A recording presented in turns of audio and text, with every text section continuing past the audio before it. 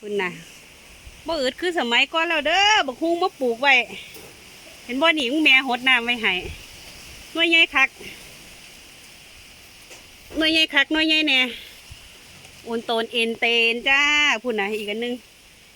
บอกโอนโตนอยู่ปัดผลดีจะสิเป็นเลยดอกหวานตัวกระโหลกเต็ม เอ้ยพุ่นน่ะผักอีตูแล้ว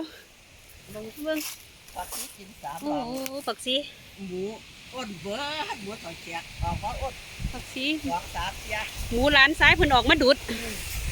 เป็นหลุมอ่อนทอนเอ็นแทนอยู่ ร้อยเนี่ยเลยพี่เนี่ยพวกงวดเนี่ยพนักบักงวดว่ามาละขม โอ้มาละขี่นก ต้องแจกกับงวดกินแจกแกนล้าวดอกปลูกแล้วปลูกแล้วก็ได้กินน้ำล้าว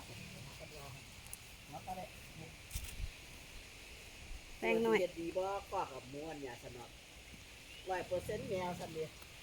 รถจ้อย แม่ดีบ่บุงวดน่ะ